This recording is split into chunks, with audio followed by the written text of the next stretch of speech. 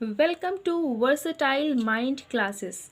So today we are going to discuss about present perfect continuous tense, which is the last part of present tense. इसके पहले मैंने previous videos में present simple tense, present continuous tense और present perfect tense को पढ़ा दिया है। तो अगर आप उन टेंसेस को भी पढ़ना चाहते हैं तो आप मेरे चैनल पर उन वीडियोस की प्लेलिस्ट पर जाकर देख सकते हैं। तो शुरू करते हैं प्रेजेंट परफेक्ट कॉन्टिन्यूअस टेंस को। तो जैसा कि हमने उन सारे टेंसेस को 3 पार्ट में करके 3 की पॉइंट्स को समझ के समझा है, उसी तरह से हम इस टेंस को भी इन्हीं तीन की पॉइंट्स के थ्रू समझेंगे। पहला की पॉइंट है हमारे पास पहचान। इसकी पहचान है रहा है, रही है, रहे हैं। तो जिन भी सेंटेंसेस के लास्ट में आता है रहा है, रही है, रहे हैं, वे सारे के सारे tenses present perfect continuous tense के अंतर्गत आते हैं। अब आप ये कहेंगे कि भाई हमने तो पहले पढ़ा है प्रेजेंट कॉन्टिन्यूअस टेंस की भी यही हेल्पिंग वर्ब होती है, अब आप बता रही प्रेजेंट परफेक्ट कॉन्टिन्यूअस टेंस की भी यही हेल्पिंग वर्ब होती है। तो आखिरकार हम पहचानेंगे कैसे कि हमारी प्रेजेंट परफेक्ट कॉन्टिन्यूअस की है या फिर प्रेजेंट कॉन्टिन्यूअस की है? तो जब भी हमारा कोई सेंटेंस प्रेजेंट परफेक्ट कॉन्टिन्यूअस का लिखा होगा और साथ साथ उसके लास्ट में लगा होगा रहा है, रही है, रहे हैं, तो उसके साथ टाइम भी दिया होगा। तो इसके साथ हम लिख लेंगे विथ टाइम। जैसे कि मान लीजिए मैंने एक सेंटेंस बोला कि राम स्कूल जा रहा है, या राम खाना, या राम खेल रहा है। मान लीजिए हमने एक सेंटेंस ले लिया राम खेल रहा है। अब इसके लास्ट में क्या आ रहा है? रहा है। तो ये हमारा सेंटेंस कौन सा होगा? प्रेजेंट कॉन्टिन्यूअस टेंस का।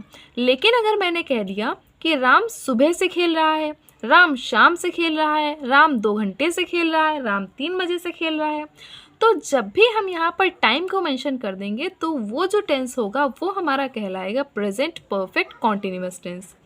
फिर इसकी हेल्पिंग वर्ब क्या होती है? इसकी हेल्पिंग वर्ब होती है हमारे पास हैज़ बीन और हैव बीन।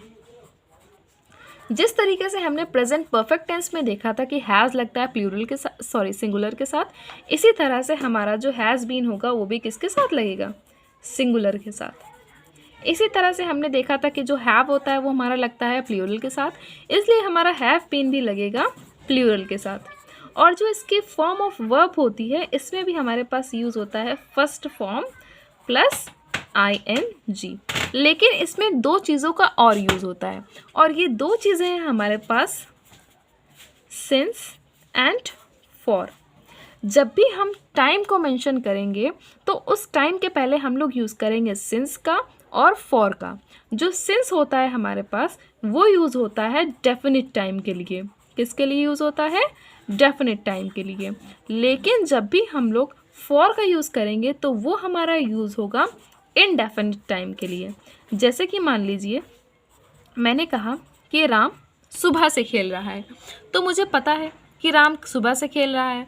इसमें यहाँ पर मेरे पास जो टाइम है वो निश्चित है, यहाँ पे मेरे पास डेफिनेट टाइम है कि हाँ भाई इस पर्टिकुलर टाइम पे उसने खेलना शुरू किया था।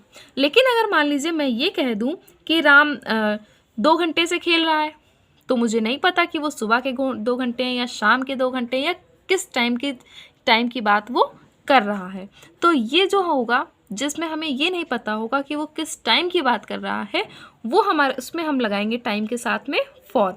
और जिसमें हमारे पास क्लियर होगा कि हाँ भाई ये सुबह की बात कर रहा है, शाम की बात कर रहा है, या 2 बजे 3 बजे की बात कर रहा है, या किसी पर्टिकुलर डेट को बता रहा है, तो उन सब के साथ में हम लोग लगाते हैं सिंस। और जब हमें ये पता नहीं होता कि वो कितने टाइम से कोई चीज़ कर रहा है, जैसे मान लीजिए मैंने कहा 2 घंटे 3 घंटे से ही कर रहा है, या मैंने कह दिया वो 7 दिन 8 दिनों से कर रहा है, या मैंने कह दिया 2 महीनों से 4 महीनों से कर रहा है, तो यहाँ पर मेरे पास कोई भी फिक्स चीज़ नहीं रहेगी, तो वहाँ पर हम यूज़ करेंगे फॉर का। अब इसके लिए भी हम सेंटेंस ले लेते हैं, इन्हीं 2-3 सेंटेंसेस के थ्रू हम समझ लेते हैं कि ये क्या होता है। जैसे कि मान लीजिए मैंने कह दिया कि राम सुबह से खेल रहा है, राम सुबह से खेल रहा है। तो यहाँ पर हम क्या बोलेंगे?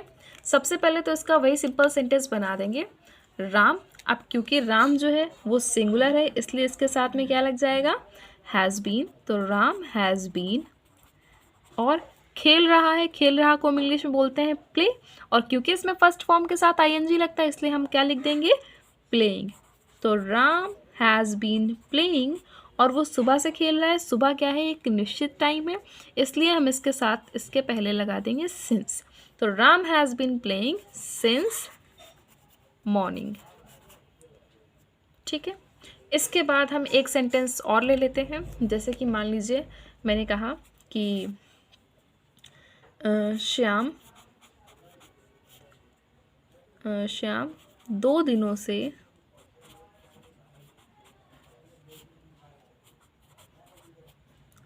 दिनों से पढ़ाई कर रहा है।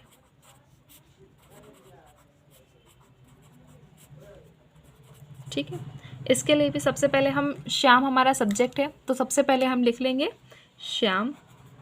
श्याम भी हमारा सिंगुलर है, इसके साथ में लगाएंगे हैज़ बीन, तो श्याम हैज़ बीन। इसके बाद पढ़ाई करने को हम बोलते हैं स्टडी, और इसके साथ में लग जाएगा आईएनजी, इसलिए हम लोग बोलेंगे श्याम हैज़ बीन स्टडिंग। और क्या लिखा है, 2 दिनों से, यानी कि यहाँ पर हमारे पास टाइम जो है वो निश्चित नहीं है कि वो किस टाइम की बात कर रहा है, इसलिए हम लोग क्या लिखेंगे, फॉर 2 days। यहाँ से हमारे ये 2 सेंटेंसेस भी ख़त्म होते हैं।